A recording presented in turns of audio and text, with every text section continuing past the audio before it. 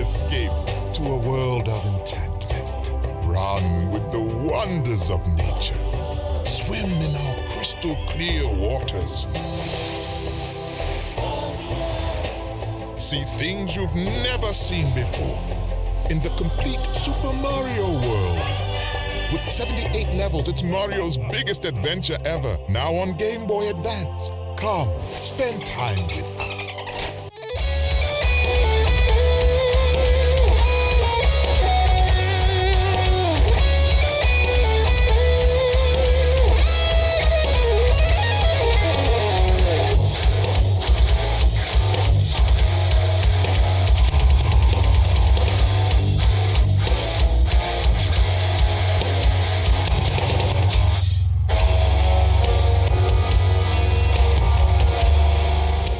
What's up, guys? This is Hyperpie Gaming bringing you another video for you guys. I hope everybody out there is doing well as we are heading headfirst into the summer.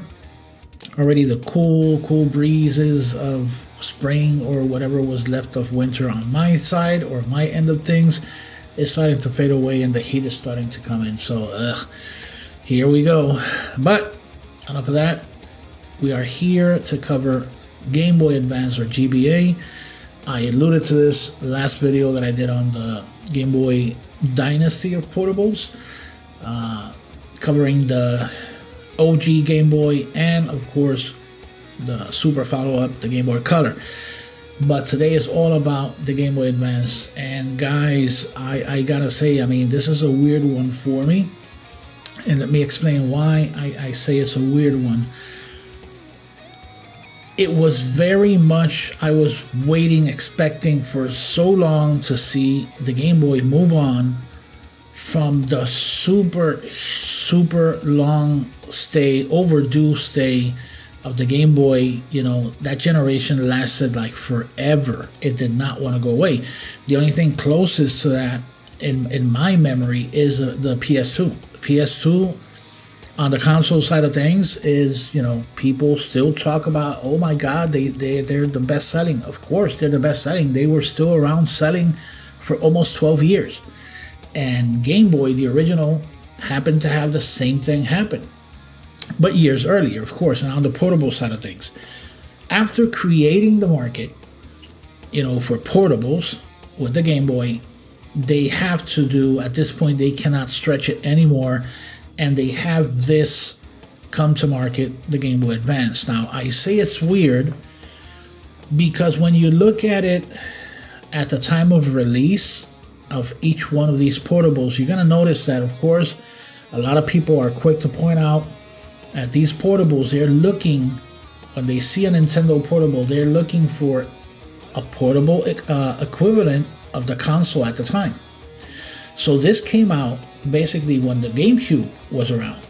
So of course, when you compare it, you know, 1-to-1 to what was, you know, at the moment on the market, you know, this falls extremely short.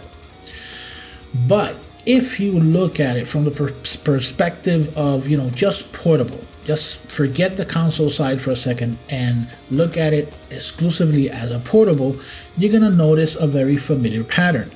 And it starts with the Game Boy Advance. The Game Boy, the original, kind of did something similar, because when you compare it, the Game Boy is kind of like equal or a lesser version of the NES, right?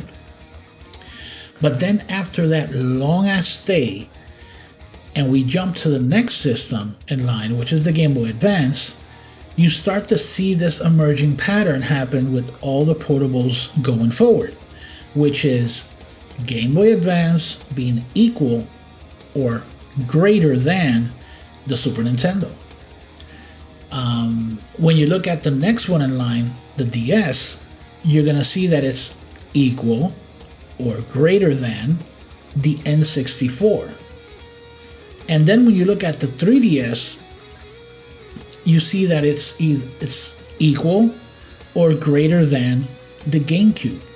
Just stop for a second and think about it in that way, and you're gonna see that it makes sense. Now, of course, I'm gonna cover those later on, and today is all about the Game Boy Advance. but it does make a lot of sense, and I'm gonna try to maintain that same thread of thought going to the other portables when the time comes and it releases, because of course we're doing this with the 1G1R pack. This library here is super huge, over 1,000 games, and best part of all, I actually got to have the fan art with it, so you're gonna see it in all its glory. It's gonna look beautiful, but that's coming up a little later. For now, I wanted to point out, before we head into the sizzle reel, that the Game Boy, and this is the weird part, I know I took a long time getting to this point, but hear me out. In my opinion, the Game Boy Advance is the last hurrah for 2D. Now, don't get me wrong, that the Nintendo DS did have 2D games. I'm not denying that, but the Game Boy Advance was like the Super Saiyan version, or the steroid infused version of the Super NES. It did stuff that would be compared to in many aspects to PlayStation 1. Difference being that this is not, or was not, a 3D system. It wasn't meant to run polygons and a whole bunch of textures and stuff like that. It was catered specifically for 2D and 2D art. And of course, eventually, which is, I had the original one, the one that you see on screen on the desktop. That's the one that I got. And eventually I moved on to the Game Boy Advance SP, which absolutely beautiful silver color with the amazing backlight. It was fantastic. It was like the perfect iteration of this system. That said, let's go into the sizzle reel, because this one, guys, this one has plenty of games to tap into. I'm not gonna try and make this an extremely long and drawn out video. I'm trying my best here, but when the system is this good, it's kind of hard to do.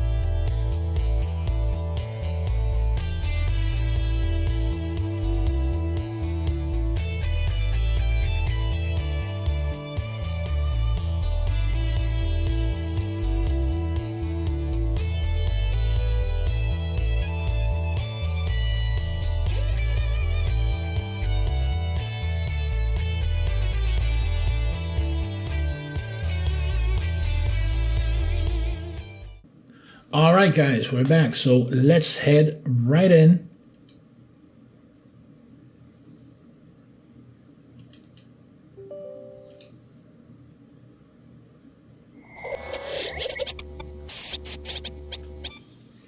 All right, so let's start off right away, going into portables. Now, before I go in, I need to stop for a second here and call out something that's very important here. User from the core Discord, Sideways Man, is of course heading the fan art project, basically trying to create these packs to have available for or upon release of new packs being done for Type R.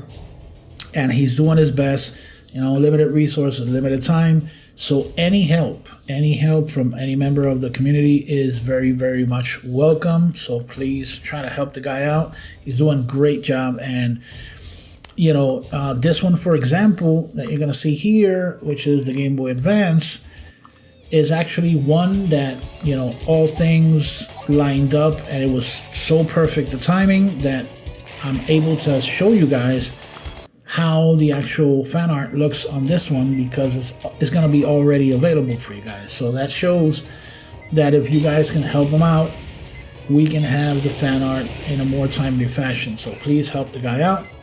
He's doing great work and he's not getting paid for it. So, go help the guy out and we will enjoy more of this very cool fan art. And of course, for this pack, which is, as you can see, over 1,000 games, there's a lot of fan art to get done. So that said, oh my God, this is one pack that you guys are going to need to use the shoulder buttons if you want to get anywhere, because yeah, you're gonna need, let's say, Castlevania, because guys, you knew from the very beginning when you clicked on this video and you saw it that I was somehow going to show Castlevania. And here, the Castlevania, this trio of Castlevanias is, I don't want to use a weird term, but this is the stuff.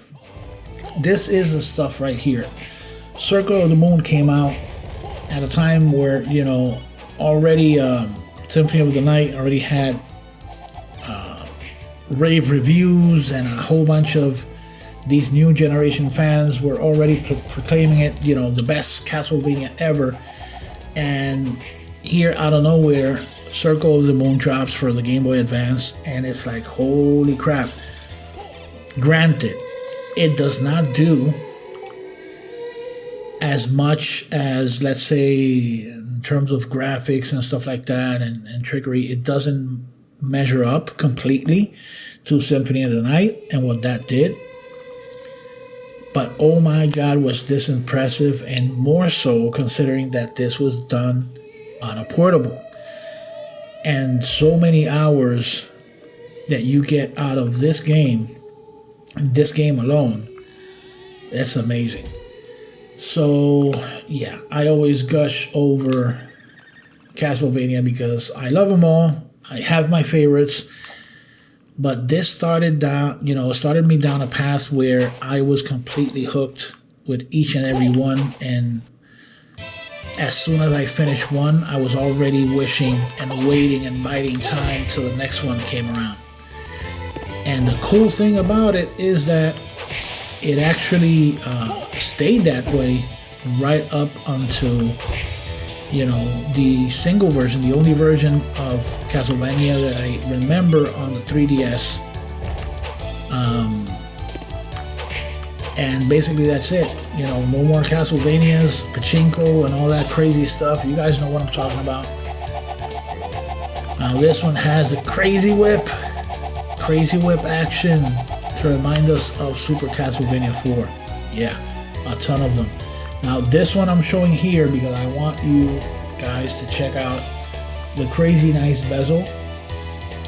Bezel work done here, and of course the settings, the configuration that was done for, the effect, the filter effect and stuff is really, really spot on. And it makes you feel like you're playing the actual thing, which I enjoy a lot. Now,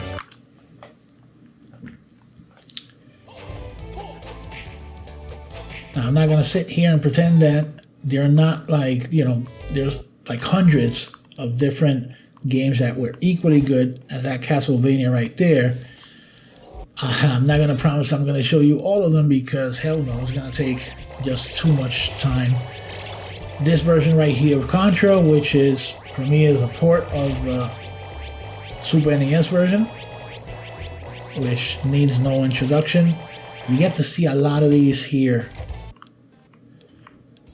Game Boy Advance was, to me, was kind of like the love letter to 2D art. Let me run back to Advance Wars. It was a 2D love letter made into a system at the time where, you know, Nintendo had finally adopted, you know, CD storage media with the GameCube, you know, the mini DVDs and stuff. And it was all about the amazing graphics of the GameCube, yet the Game Boy Advance kept us having the really good 2D stuff that we all know and love. So even though it was a system that a lot of people hated on because it wasn't quote unquote modern enough, it did give us, you know, old timers or old school gamers something that was basically lost at this point in time because everybody was moving towards the, you know, the more advanced stuff. Now, let's do this real quick here. I'm gonna put them all caps as if I were screaming.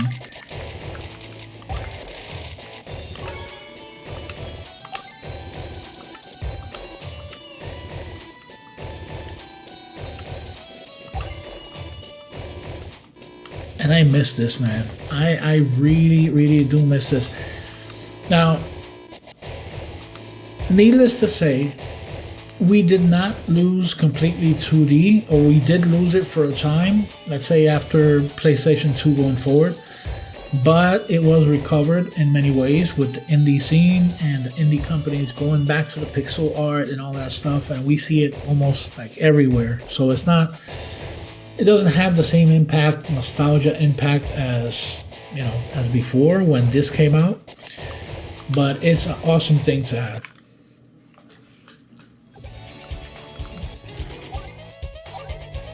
Now, let's see what else we can give. Oh my God, another one. Actually, we have here a few back-to-back games that are amazing. And I don't run them because it's going to take too long. I mean, crying out loud, while you create your profile and all that stuff and the first intro story starts, it's going to be over, you know, a couple of 15 minutes or something. So not worth it. But Tactics. One of the best Final Fantasy Tactics that I've ever played out of all the ones that they have so far. This one was amazing at the time. I bought it basically upon release and no regrets there. Now, of course, the classic.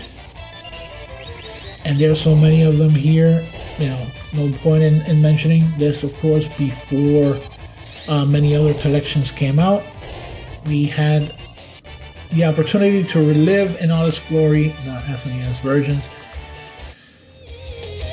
But going back, we have series like Fire Emblem, which started to make the rounds at that time because Fire Emblem was not a very popular at the time series. So they were kind of risking a bit with this franchise. But in the end, it paid off because now even on the Switch, we have Fire Emblem going strong. So that's really, really cool. You have the Zeldas, of course, Mario's, the Mario Kart series. You name it, it's here. And of course, I could not go without showing this. My favorite games here for this system, this ranks on top. I guess they go back and forth between this and the Castlevanias and the Final Fantasies, but this ranks really, really high. Both amazing games. So yeah, guys, And I can't leave without mentioning Pokemon. Never too much of a big fan here on the Pokemon side. I already mentioned why in the last video, but for millions and millions of fans out there that have kept the franchise going strong, this was one of the, you know, the better iterations in full color and all that cool stuff. So yeah, plenty of games to go through. Even the 3D classics like Sonic is here. I mean, you're not gonna tire of games to play on this system for sure, especially when we're talking about, at least in this pack, 1,000+ games. So yeah, that's gonna be it from my side, guys. So that basically takes care of that. I really appreciate you guys tuning in to check this this video out. This nicely ties up, at least chronologically, the whole portable Dynasty stuff. Of course, hopefully it won't end here. I will come back later on in a future video to cover the Nintendo DS, which, you know, kind of changes and switches up the formula of Nintendo and catches everybody off guard and by storm. And that one sold and surpassed even the mighty OG Game Boy. So stay tuned for that in the future. And for now, please, if you enjoyed this video, please like and subscribe.